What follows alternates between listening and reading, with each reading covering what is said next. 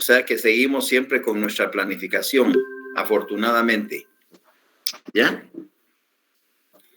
Hola, Amalia Abigail, buenas tardes, gusto de saludarte.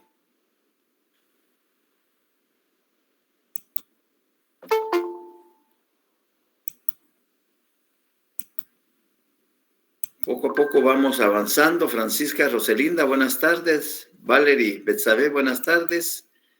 Beverly Desiré, buenas tardes.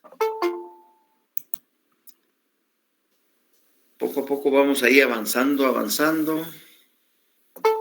Ya nos van quedando pocas clases. Así es de que yo espero que vayan ustedes también avanzando con su famoso texto paralelo.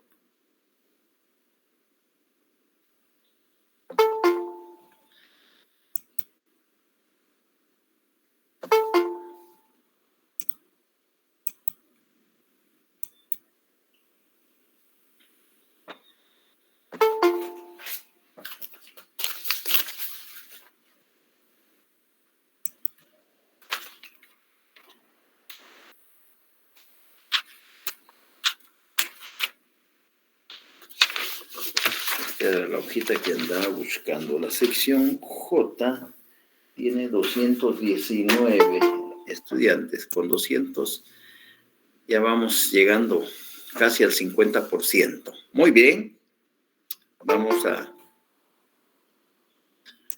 Vamos a iniciar entonces. Ya hay 100, pues faltan 10 para el 50%, pero podemos comenzar perfectamente.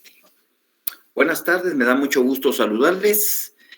Vamos a seguir con el tema enorme que es la defensa de la Constitución. El subtema es la protección de la Constitución y un inciso del subtema de la protección de la Constitución es aquella que dijimos está integrada por todos aquellos instrumentos de carácter político, económico, sociales y jurídicos y que están contenidos dentro de la misma Constitución con la única finalidad de que quienes detentan el poder político, quienes nos gobiernan, se sometan a los lineamientos establecidos en la propia Constitución.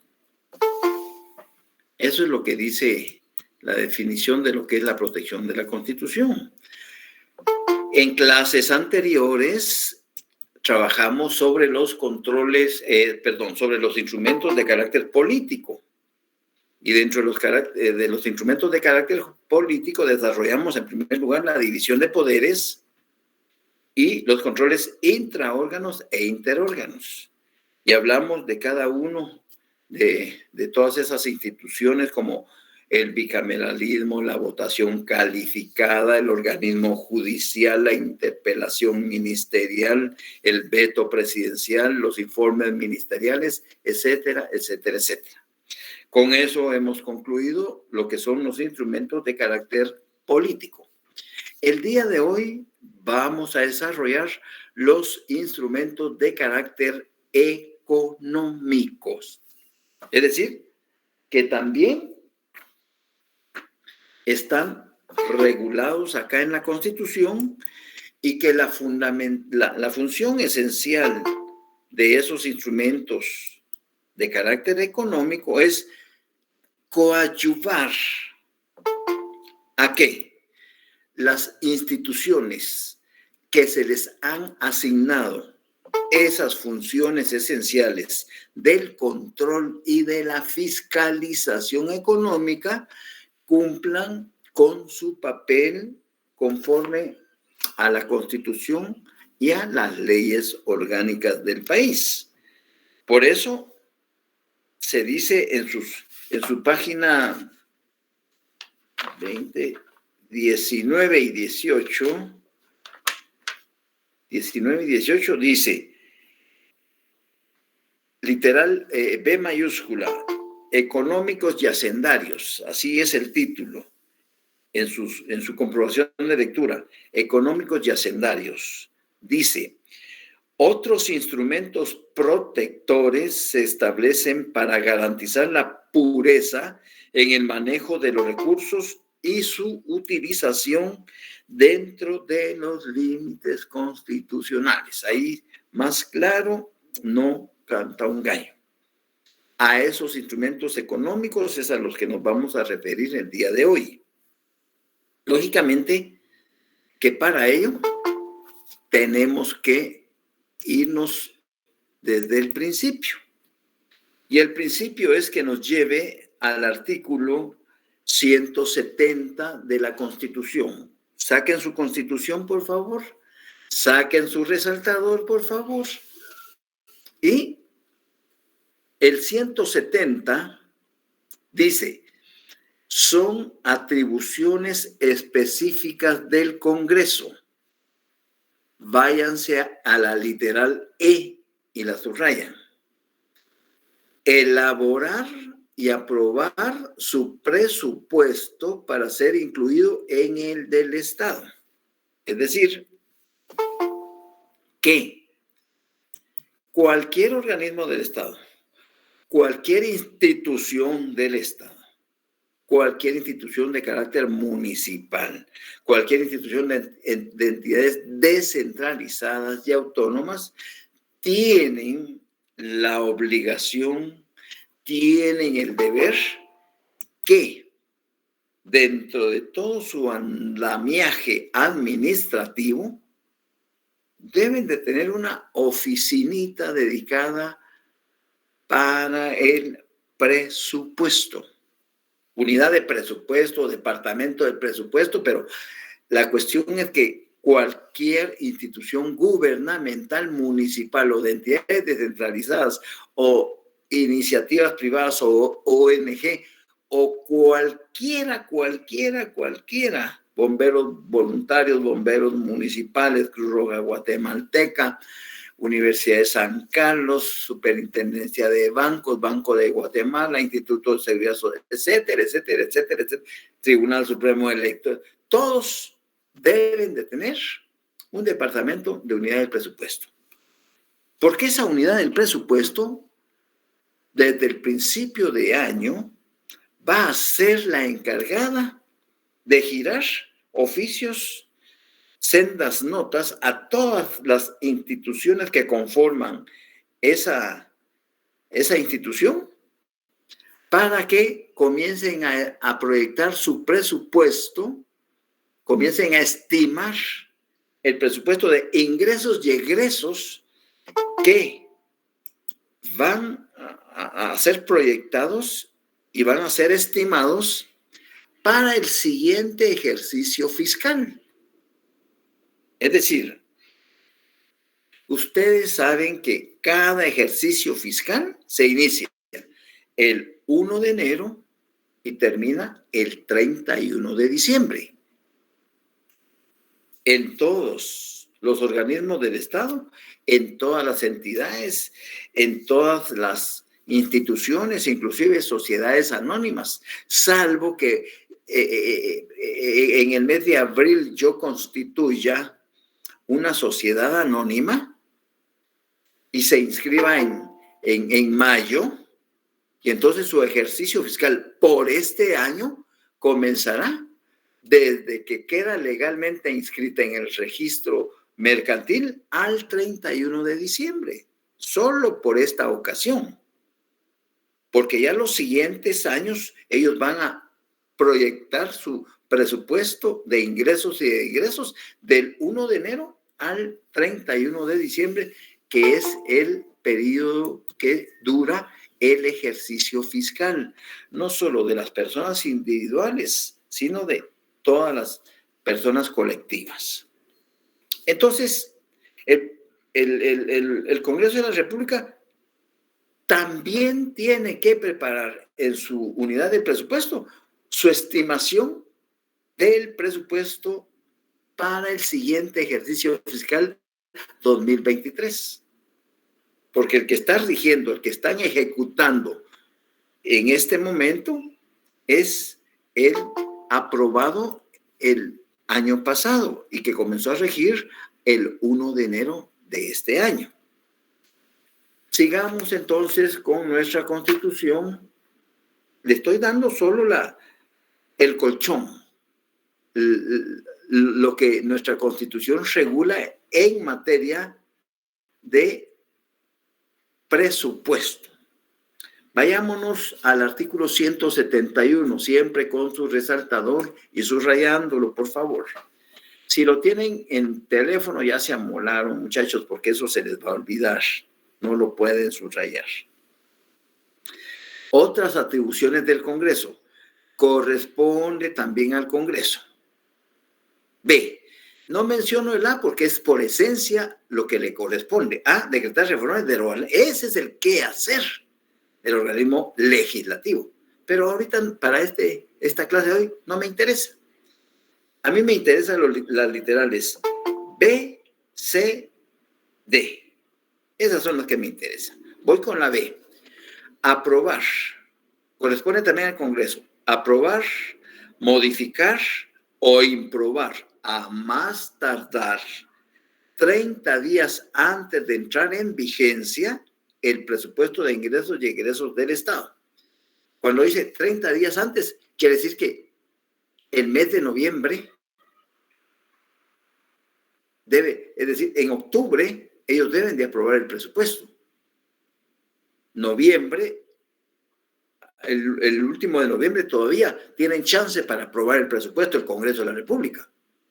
Pero todo diciembre ya no, por 30 días antes para que entre en vigencia el 1 de enero del siguiente año.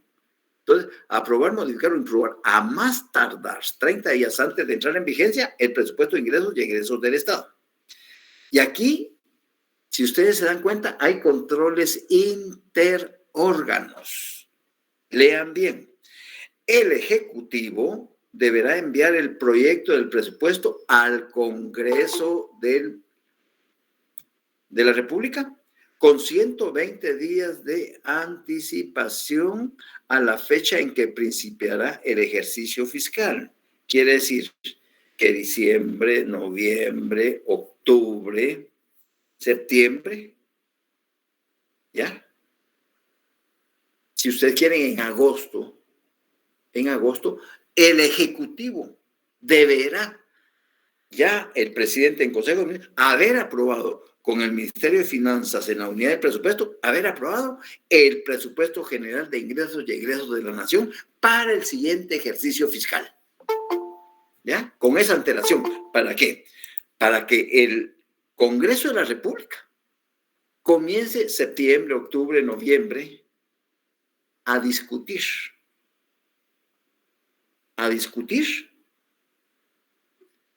partida por partida, rubro por rubro, presupuesto por presupuesto de cada institución del Estado y ver si lo solicitado o lo proyectado en el presupuesto de esa institución realmente refleja lo que efectivamente va a ejecutar en el próximo ejercicio fiscal. Hoy por la mañana, mi radio favorita, no es por hacerle propaganda, es la 104.5. Esa es mi radio favorita. Pero hoy que iba para la oficina, iba escuchando creo que la 106.1. Hay unos par de comentaristas en la mañana, unos jóvenes periodistas, y estaban entrevistando a una diputada que en el año pasado hizo la propuesta de que CONALFA desapareciera, porque realmente ya no está cumpliendo con la finalidad con que fue creada acá en la Constitución. Hay un artículo específico en la Constitución, alguien que me ayude a encontrarlo,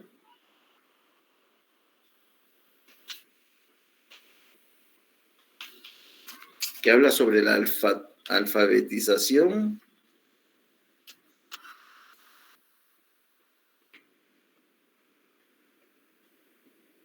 Es el artículo 75, licenciado. 25, muchas gracias. Aquí lo tengo. Entonces dice alfabetización. La alfabetización se declara de urgencia nacional y es obligación social contribuir a ella. El Estado debe organizarla y promoverá con todos los recursos necesarios. En aquel entonces, cuando entró en vigencia la Constitución, se supone que había un 42% de analfabetismo en el país. Y eso hacía necesario que se creara una institución que se encargara por contrarrestar y bajar el... Ahora ya es un elefante blanco la institución, sirve solo para cargos políticos de los gobernantes y de los diputados y ya no cumple la función porque el Ministerio de Educación ha absorbido buena parte de la alfabetización. Y está PRONADE y otra institución. Entonces, la idea es que desaparezca CONALFA y que sea absorbido por el Ministerio de Educación para que se cumpla con tratar en lo posible de erradicar el analfabetismo en Guatemala, que por cierto sigue muy alto, Entonces, la propuesta de esta diputada era que efectivamente se dieron cuenta que no está cumpliendo la misión para la que fue creada.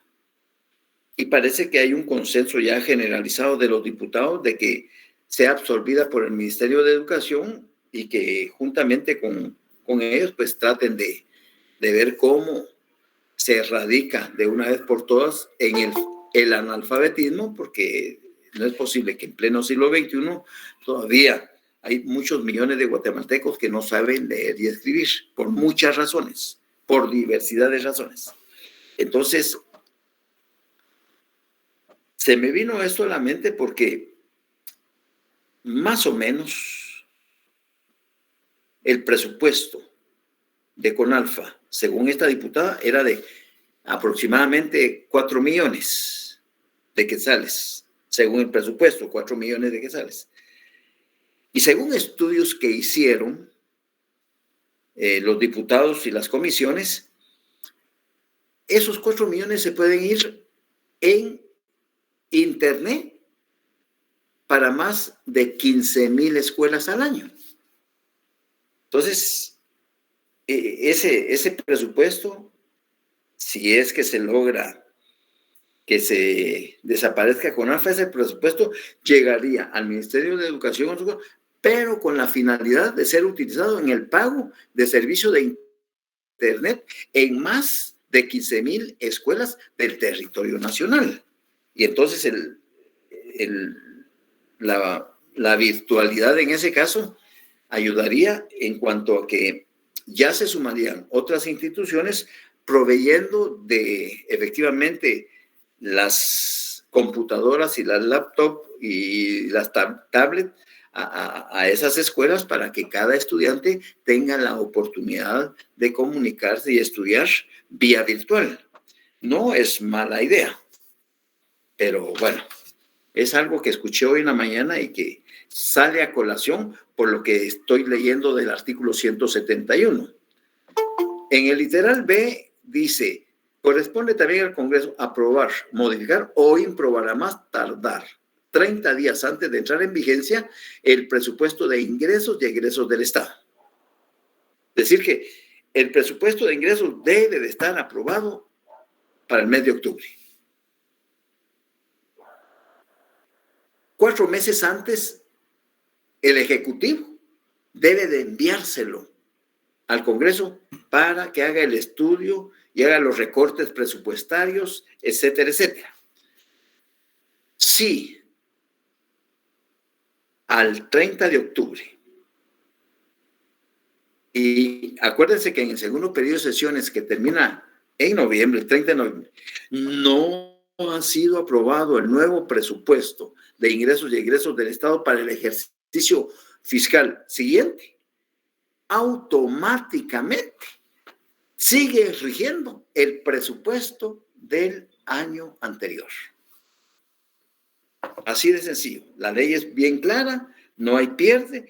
Si no es aprobado el nuevo presupuesto antes de que los diputados salgan el 30 de noviembre de vacaciones, entonces se sobreentiende que va a regir para el siguiente ejercicio fiscal el presupuesto que estuvo en vigencia en el ejercicio fiscal anterior. Bien, sigamos.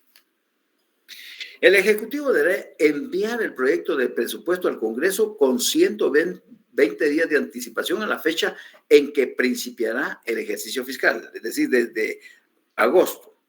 Si al momento de iniciarse el año fiscal el presupuesto no hubiere sido aprobado por el Congreso, regirá de nuevo el presupuesto en vigencia en el ejercicio anterior, el cual podrá ser modificado o ajustado por el Congreso.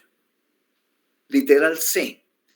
Decretar impuestos ordinarios y extraordinarios conforme a las necesidades del Estado y determinar las bases de su recaudación. Esa es otra de las facultades específicas que tiene el organismo legislativo. Aprobar o improbar, literal D, anualmente en todo o en parte y previo informe de la Contraloría de Cuentas, el detalle y justificación de todos los ingresos y egresos de las finanzas públicas que le presente el Ejecutivo dentro del ejercicio fiscal anterior. Vean otro control interórgano.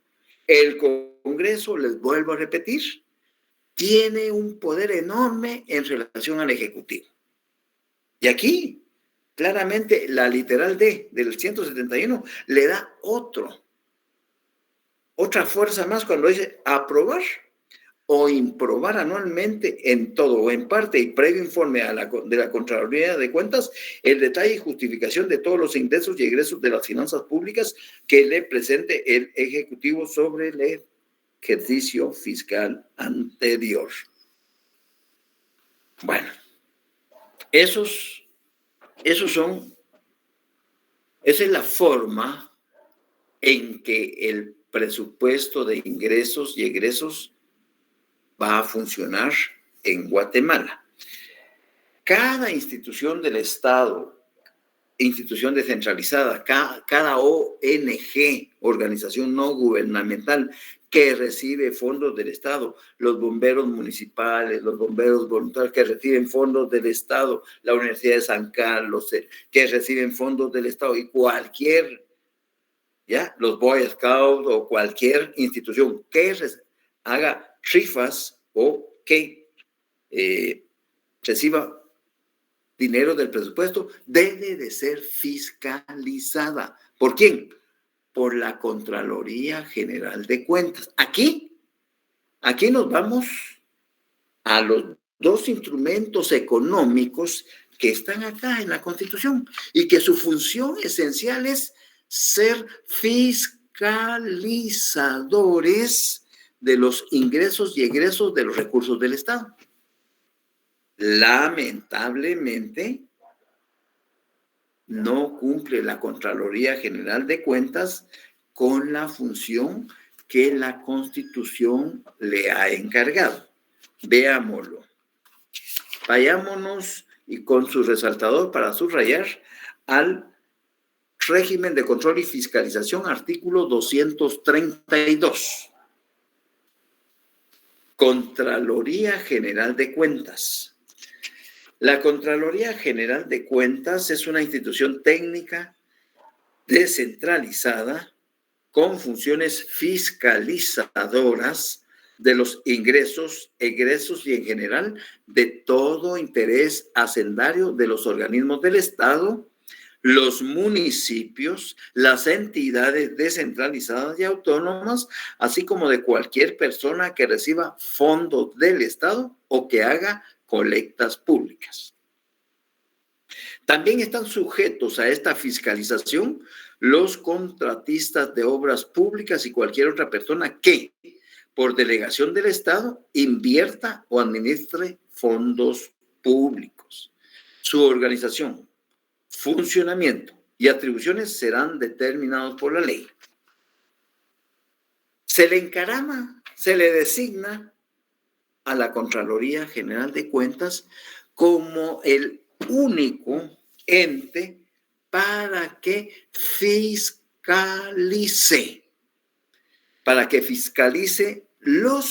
el manejo de los ingresos y de los egresos de todas las instituciones del Estado, de todas las, siempre y cuando reciban fondos públicos, fondos del Estado. Y de las 341 municipalidades, 341 municipios que existen en el país, pues diría que 339 tienen problemas de hallazgos que los señores contralores y auditores han encontrado en el manejo de los recursos que le han sido asignados a esos municipios. ¿Por qué razón? Por la sencilla razón que desgraciadamente en la mayor parte de los municipios, la autoridad máxima del municipio la tienen en el alcalde municipal, cuando la autoridad máxima del municipio es el consejo municipal.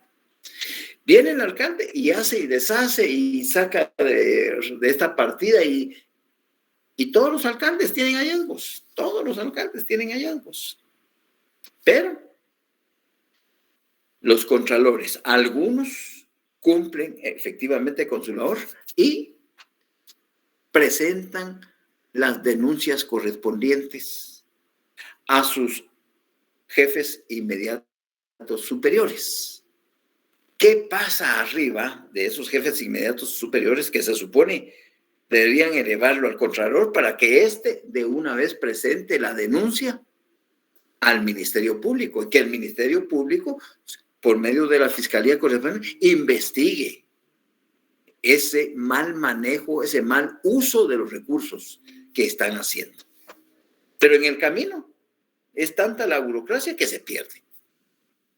Se pierden, llaman a los alcaldes, llaman a todos, todo se arregla chileramente para ambos mandos y el problema que hacen es cambiar a ese auditor porque les está dando problemas y ponen a otro de su conveniencia y así los están rotando constantemente. Porque que haya excelentes y buenos y honrados y probos auditores, los hay, como en todas las profesiones.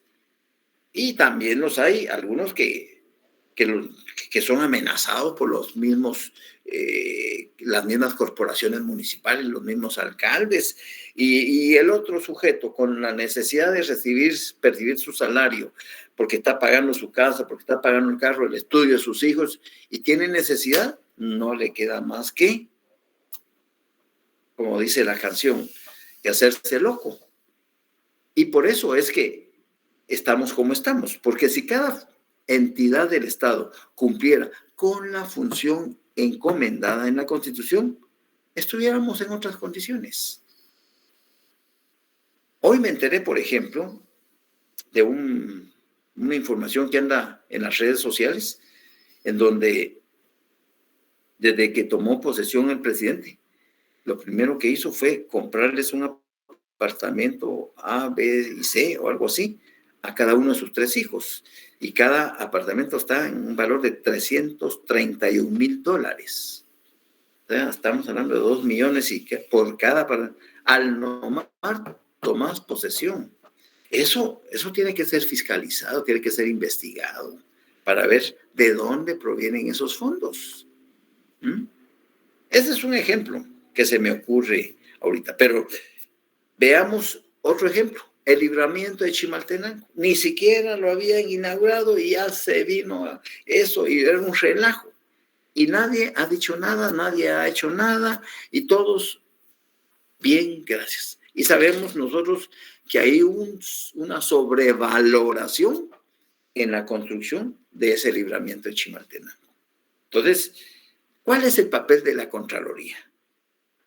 La Contraloría, como dice, es una entidad técnica descentralizada con funciones fiscalizadoras de los ingresos y egresos y en general de todo interés hacendario, no solo de los organismos del Estado, de los municipios, de las entidades descentralizadas y autónomas, así como de cualquier persona que reciba fondos del Estado. Ahí no hay pierde. ¿Quién elige al Contralor? Artículo 233. El jefe de la Contraloría General de Cuentas será electo para un periodo de 4 años por el Congreso de la República por mayoría absoluta de diputados que conforman dicho organismo. Son 160 diputados, la mitad, 80, más 1, 81. Eso hace mayoría absoluta. Congreso de la República hará la elección a que se refiere el artículo de una nómina de 6 candidatos propuestos por una comisión de postulación integrada por un representante de los rectores de las universidades del país, quien la preside, los decanos de las facultades que incluyen la carrera de Contaduría Pública y Auditoría de cada universidad del país y un número equivalente de representantes electos por la Asamblea General del Colegio de Economistas, Contadores Públicos y Auditores y Administradores de Empresas. Es decir, ahí están las 3 carreras. Para la elección de candidatos se requerirá el voto de por lo menos las 2/3 partes de los miembros de dicha comisión. En las votaciones, tanto para integrar la comisión de postulación como para la integración de la nómina de candidatos, no se aceptará ninguna representación. El 234. El Contralor General de Cuentas será el jefe de la Contraloría General de Cuentas y debe ser mayor de 40 años. Guatemalteco, contador público y auditor, de reconocida honorabilidad y prestigio profesional, estar en el goce de sus derechos ciudadanos, no tener juicio pendiente en materia de cuentas y haber ejercido su profesión por lo menos 10 años. El Contralor General de Cuentas tiene la facultad de nombrar y remover a los funcionarios y empleados de las distintas dependencias de la Contraloría y para nombrar interventores en los asuntos de su competencia. Todo ello conforme a la ley del servicio civil.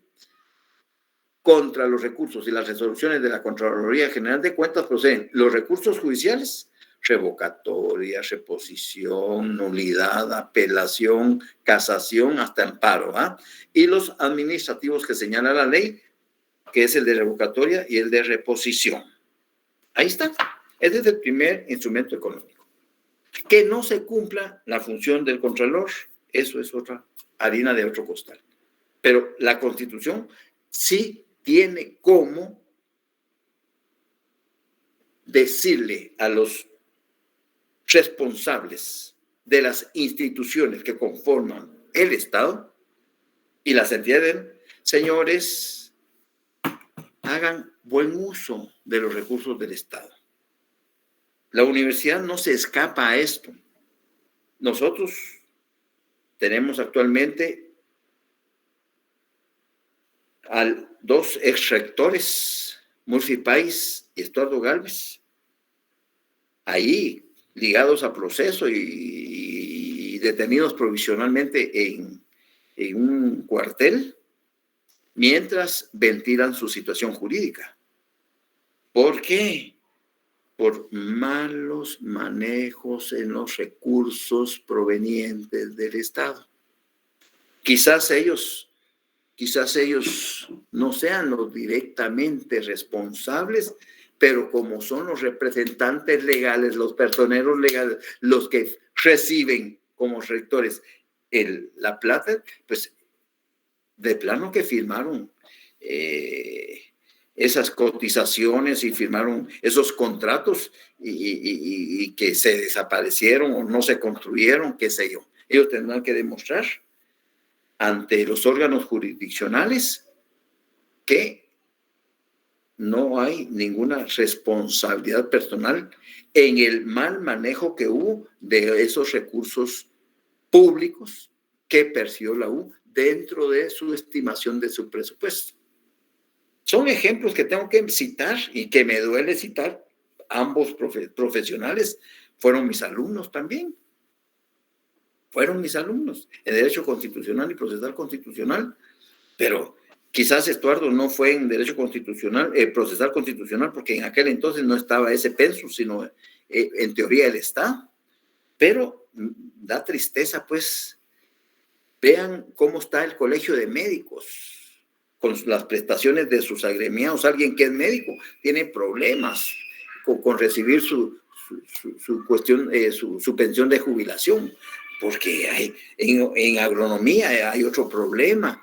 Hay malos manejos, ¿ya? Hay malos manejos. Entonces, inclusive el Colegio de Abogados recibe fondos del Estado y debe de ser fiscalizado. Todo ente que recibe fondos del Estado, la Contraloría General de Cuentas es el ente responsable por fiscalizar y inmediatamente de encontrar un hallazgo, reportarlo inmediatamente al jefe inmediato superior de ese auditor para que éste presente la denuncia o la eleve al despacho superior y ellos presenten la denuncia correspondiente a través del departamento jurídico de la institución. Pero como que hay un desfase en todo eso y en el camino se pierden los expedientes, se extravían y luego se desaparecen y después nadie sabe nada de nada. Ese es el primer instrumento económico, régimen de control y fiscalización. Segundo instrumento de carácter económico que sirve para proteger a la Constitución es el régimen financiero, artículo 237. En cuanto al régimen de control y fiscalización, ustedes tienen del artículo 232 al 236, que fue lo que les leí. Antes les había leído el artículo 170, literal E, y el 171, literales B, C y D, que son los que nos interesa para los instrumentos económicos.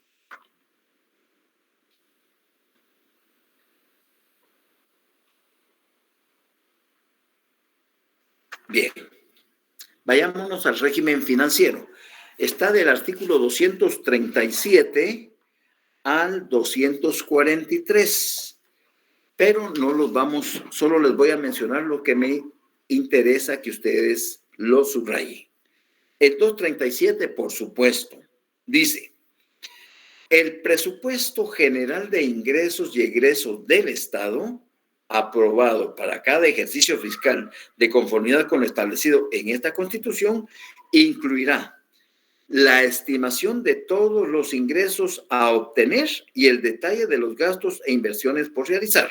Quiere decir esto que cuando se proyecta un presupuesto de ingresos y egresos, pues debe de existir los que son peritos contadores, pues tienen que saben perfectamente y ellos nos pueden explicar mucho mejor cómo un balance tiene que estar acorde con lo que se ingresa y con lo que sale, con el egreso. Es decir, el balance es para tenerlo, pero siempre, todos los años, nunca ningún gobierno llega a las metas que se ha propuesto y siempre hay un desfase, ¿ya? Un desfase entre lo que se gastó y lo que ingresó. Hay un desfase tremendo y eso cada vez va creando una deuda flotante, pero tremenda que se viene arrastrando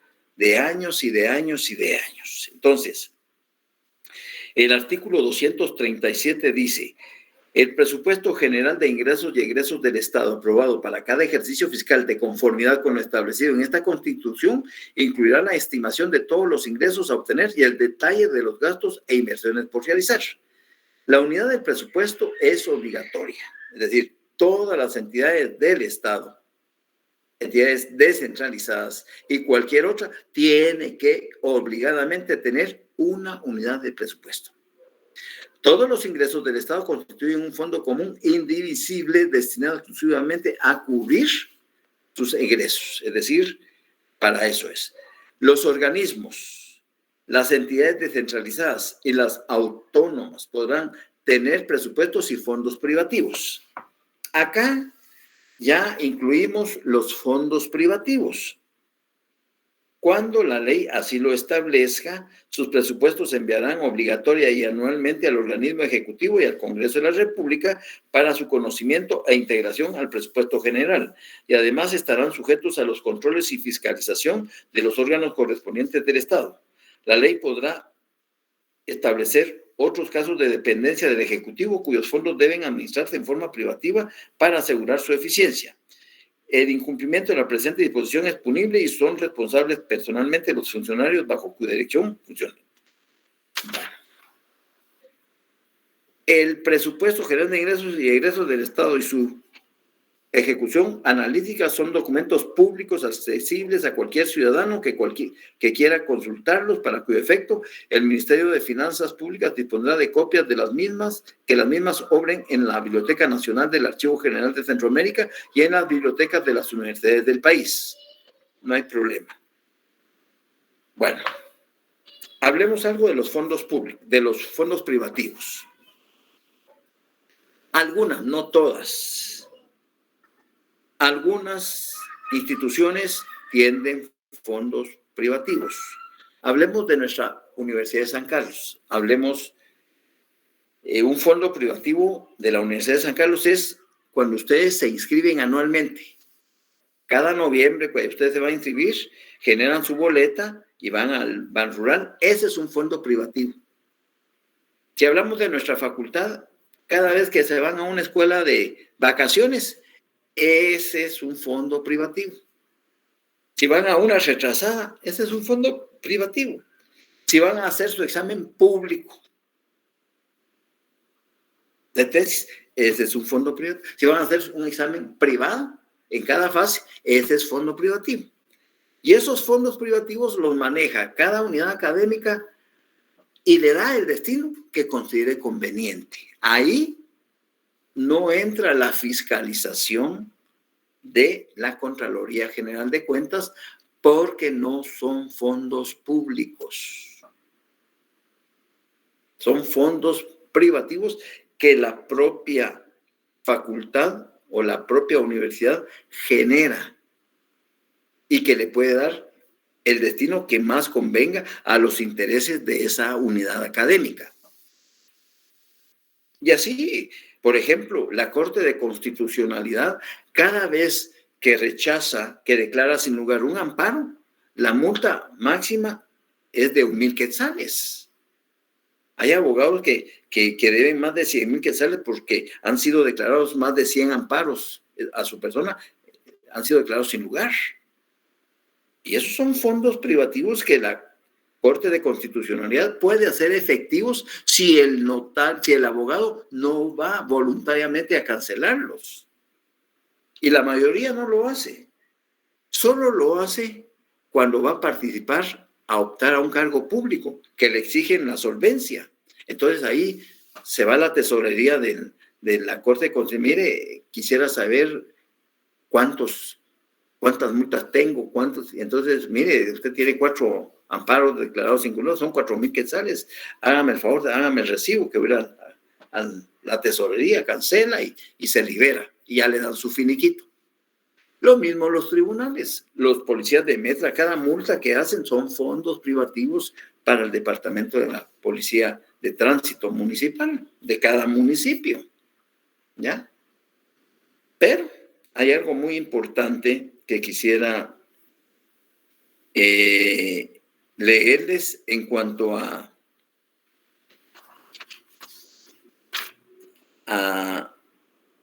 la rendición de cuentas. Eso lo tengo, pero antes les voy a leer el 239, por lo menos en la primera parte, subrayenlo.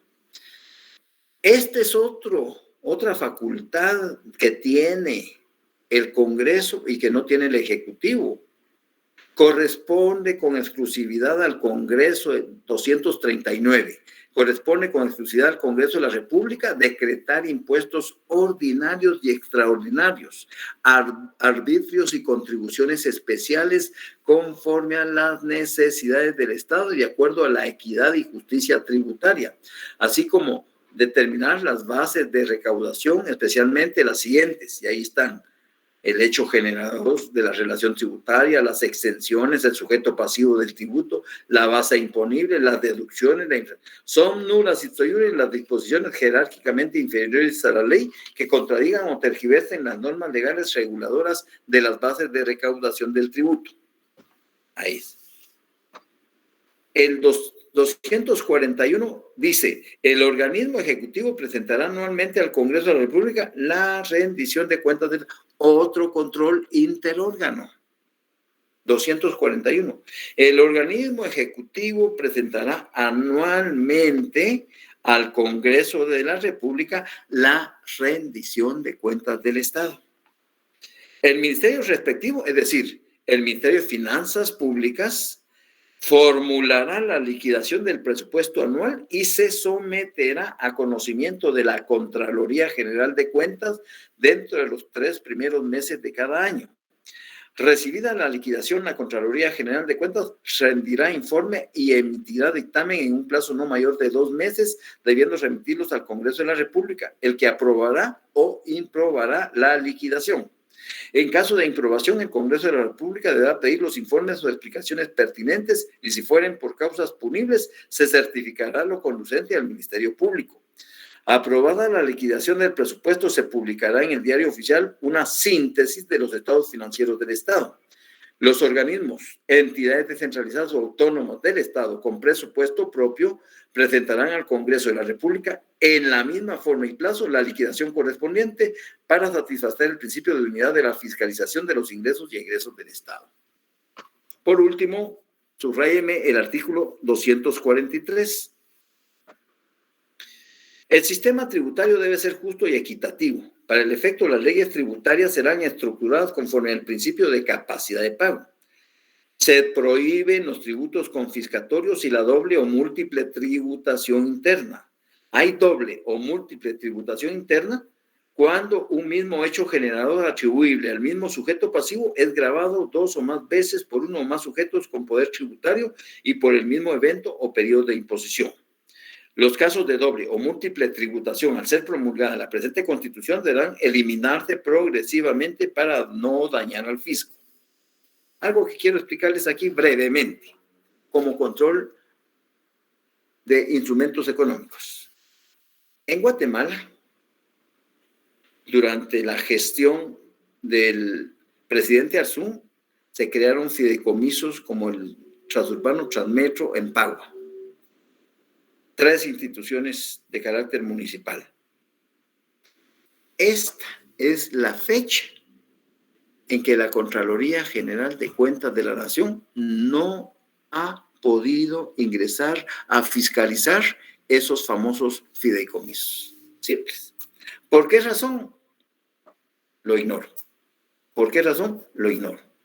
Pero la creación de esos fideicomisos ató de tal manera a la Contraloría que llegue el Contralor que llegue, es incapaz de penetrar cómo o quiénes integran esos fideicomisos y cuál es el estado actual de los mismos. El presidente lo sabe, el alcalde lo sabe, los ministros de Finanzas lo saben, los diputados lo saben y todos se hacen los locos. Así de sencillo. Así de sencillo. Con eso estoy concluyendo lo que son los instrumentos económicos para proteger a la Constitución y defenderla de las violaciones de que es objeto por parte de quienes detentan el poder político. ¿Preguntas, dudas? ¿Está claro?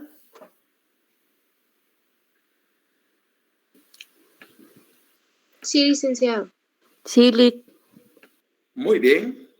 Bueno, les deseo entonces un feliz fin de semana. Nos vemos el día lunes, si Dios nos presta la vida.